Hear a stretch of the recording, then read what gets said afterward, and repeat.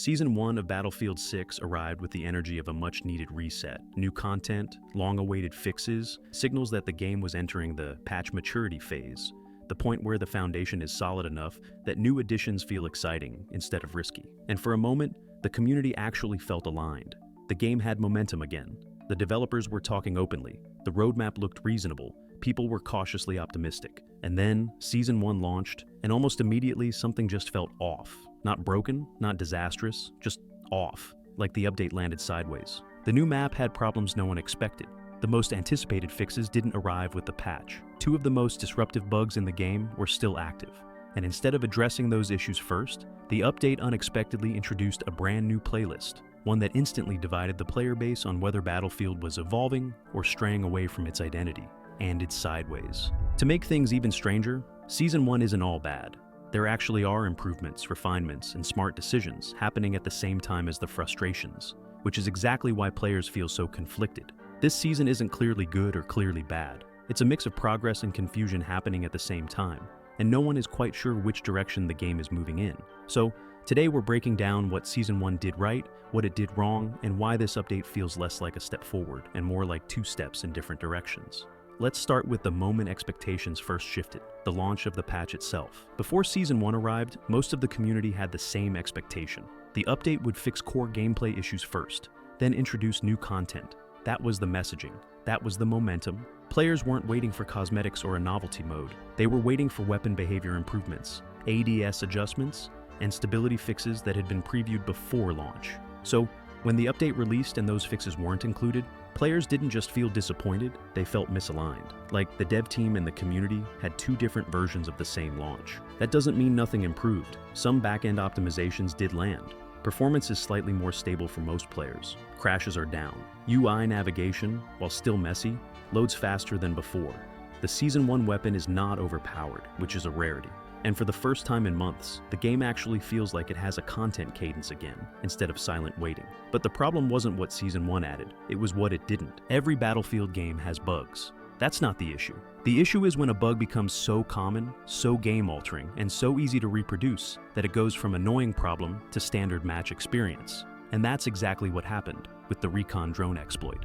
Every Battlefield game has bugs. That's not the issue. The issue is when a bug becomes so common, so game-altering, and so easy to reproduce that it goes from annoying problem to standard match experience. And that's exactly what happened with the recon drone exploit. By combining the drone with a melee tool, players can launch themselves into unintended parts of the map, get impossible sightlines, and turn whole objective pushes into unwinnable fights. And the problem isn't just that the glitch exists, it's that Breakthrough is built around predictable lane combat, which means a single high ground exploit can shut down thousands of players every hour. And that's where the tone of the season flipped, because up to that moment, players were still in the wait and see mindset. But once an exploit is breaking matches every hour and the fix is not being engaged, that's when the conversation shifts from bugs happen to are we prioritizing the right things? Because while players were getting launched on drones into rooftops, another issue was happening at the same time, one affecting not just a mode, but an entire playstyle. The paint bug is one of those problems that sounds small until you see what it does in-game. Air vehicles become permanently treated as targeted, even when they're not. Flares lose reliability. Lock-ons register incorrectly. And pilots, the players who normally bring some of the highest awareness and skill expression to the game, suddenly can't survive longer than a handful of seconds. And the problem goes deeper than some people can't fly.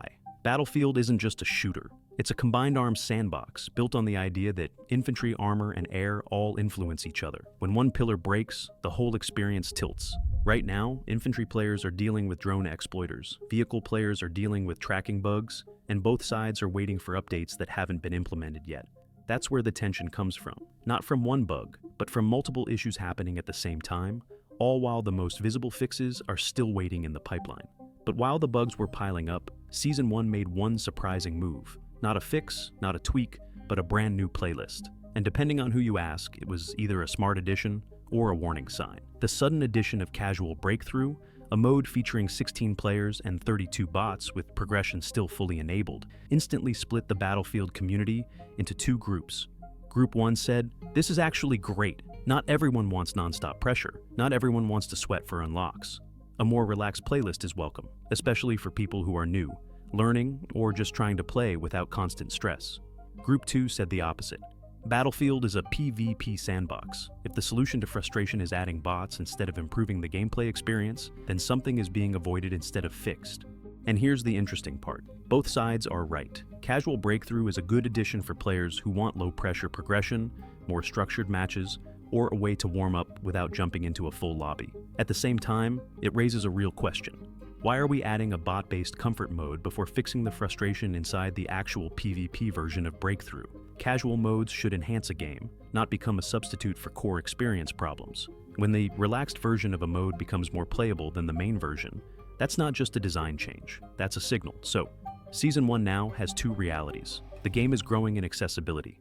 The game is shrinking in competitive consistency. And the next update, the upcoming map in November, may determine which direction becomes the future of Battlefield 6. Even before Season 1, Breakthrough was already a mode that rewarded teamwork more than any other playlist in the game. That's fine, that's what it was built for. But when you add a drone exploit, a vehicle bug, and limited flanking options on certain maps, Breakthrough becomes something completely different. A pressure chamber where solo players have almost no influence on the outcome. And that's where the frustration really builds. Not because every match is a loss, but because every match feels predictable. If the enemy team has coordinated players and your team doesn't, the rounds don't feel competitive, they feel automatic. And when a match becomes automatic, it stops being exciting and starts being a chore. Which is ironic because Casual Breakthrough was supposed to give players a less stressful version of the mode, but what players actually want isn't less serious gameplay. It's gameplay that feels fair. Solo players don't need an easier mode. They need a mode where the outcome isn't decided by one exploit, one choke point, or one bug that the enemy is abusing. Because Battlefield isn't fun when you either steamroll or get steamrolled. The best matches are the ones that feel like they were winnable the entire time, even if you lose. And right now, Breakthrough rarely gives that feeling, unless you're in a full squad or a stacked lobby. Which brings us to the map that triggered most of this conversation in the first place.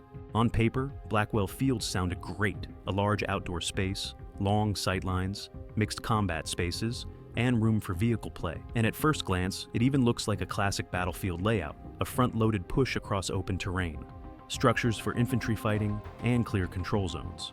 But once players actually started running matches, the flaws showed up fast. The AA placement allows players to sit in the uncap and still deny aircraft without repositioning. The open field transition zones give attackers very little natural cover. The flow punishes teams without multiple smoke entries or coordinated pushes. And instead of creating a dynamic front line, where both sides have rotation options, the map often collapses into a one-direction fight, with no alternative pacing. The positive side is that Blackwell isn't unfixable. The map has a good foundation. It just needs tweaks. Repositioned AA, softened choke angles, more traversal cover, and a reduction in forced funnel sightlines. Even players who dislike the map don't say it's hopeless, they just say it launched in a state that makes the rest of Season 1's problems more obvious. Because when you already have a drone exploit, a vehicle bug, and delayed fixes, the last thing you want is a new map that amplifies all three. But not everything in Season 1 is wait for a fix. Something is coming, and it might be the make or break point. Another map drop. This one is carrying the weight of the season. If Eastwood launches polished, well-scaled, and more adaptable than Blackwell, Season 1 regains momentum. If Eastwood launches with the same issues players are already dealing with, the community narrative flips from rough patch to pattern. So, what does Eastwood need? Enough space for vehicles to operate without overwhelming infantry, multiple flanking routes instead of single-lane pressure points, structured density that breaks up long-range farming, a design that rewards both squads and solo players, a layout that doesn't depend on one key fix to feel playable.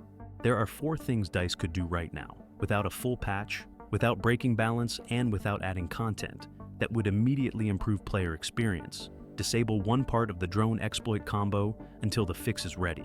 Even if it's temporary, it instantly restores breakthrough playability. Apply a small adjustment to air vehicle tracking logic. Even a partial fix is better than leaving vehicle mains unable to function. Rebalance or reposition. Blackwell Fields.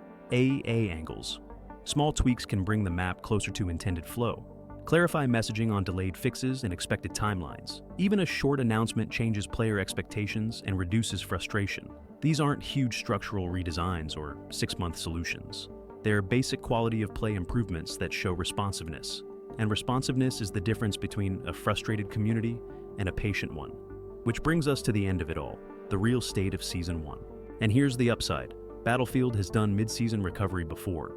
Multiple Battlefield titles have launched maps that weren't well received, and then followed them with some of the most successful ones in the series.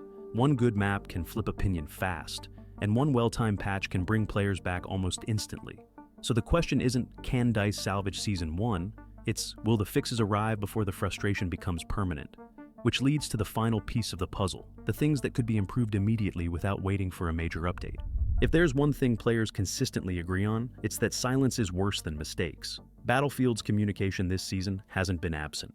It's just inconsistent. Some issues get immediate acknowledgement on social media, while others vanish into the void until patch notes quietly mention them weeks later. In 2025, transparency isn't a luxury, it's an expectation. Players don't need corporate statements, they just need confirmation that what they're seeing in-game is being tracked, prioritized, and understood. The irony is that DICE's smaller updates are now more trusted than their major ones, simply because they're predictable. When weekly updates feel more reliable than seasonal ones, that's a messaging problem, not a dev problem. A clear communication cadence. Here's what's broken, here's what's next, here's what's delayed, would instantly rebuild confidence. Because in a live service game, bad news explained is always better than no news at all. Another growing frustration isn't flashy enough to trend, but it's slowly draining engagement, weapon balance. Since the pre-season patch, several guns and gadgets have dominated untouched for months. Veterans have reached the point where every loadout feels solved. When the sandbox stops shifting, creativity dies with it. That's what kept older Battlefield titles alive. Experimental metas, weekly rotations, weapon passes that changed how entire squads played. Right now, the community's most dedicated players are bored not because the game is bad, but because the sandbox has gone static. A mid-season tuning pass, even a small one, would do more for retention than any new cosmetic bundle ever could. Because balance keeps a game alive long after content stops. For all the issues, Season 1 is still doing something important. It's proving that Battlefield 6 is no longer in survival mode. The game has an identity again. Players care enough to argue, to write feedback, to analyze patch notes. That's not apathy, that's investment. And in a live service cycle, controversy is actually better than silence. Silent games are dead games. Season 1 is messy, frustrating, and uneven, but it's alive. And that means the developers still have time to correct course before perception hardens. If the next 2 updates land properly, Season 1 might not be remembered for its bugs at all. It might be remembered as the moment Battlefield finally found its footing again, even if it stumbled getting there. It's painful to say, but Rush is basically dead in this game. In Bad Company 2 and Battlefield 3, those maps were built for Rush. Tight objectives, smart choke points, clean pacing. Battlefield 6's maps just aren't. You end up with open areas where attackers get shredded before they can even arm an objective. It's nostalgia without the magic. On the brighter side, Domination and Team Deathmatch are great for quick matches, fast, chaotic, low stress. They capture that just one more round feeling, but please DICE, remove tanks from squad deathmatch. Nobody wants to spawn into a tank massacre in what's supposed to be infantry-only chaos. Still, the game's biggest frustrations aren't even tied to modes or weapons. They're baked into the experience itself. Battlefield 6 looks stunning, but it's almost too pretty for its own good. The visibility problem is real. Blinding sunlight, washed-out lighting, and hyper-realistic effects make it hard to spot enemies. Half the time, the sun is your deadliest opponent. And can we talk about sights? These red dots are massive. It's like aiming with a flashlight instead of a reticle. We had reticle customization back in Battlefield 4. Why not bring that back? Give us smaller dots, different colors, something. It's small, but it changes everything.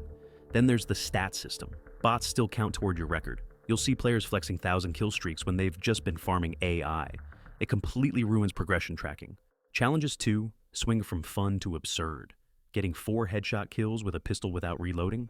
That's not skill, that's luck. Repairing 3,000 vehicle health in one life? Unless you're glued to a tank all match, that's impossible. Sure, challenges should be tough, but they should also make sense. Right now, they're just chores with RNG. The good news is, DICE has started tweaking progression after community feedback. XP gain feels better, unlocks are smoother, and players aren't as grind-locked as before. But there's still work to do, and after all that, after hours of chaos, fun, and frustration, it's time to ask the big question.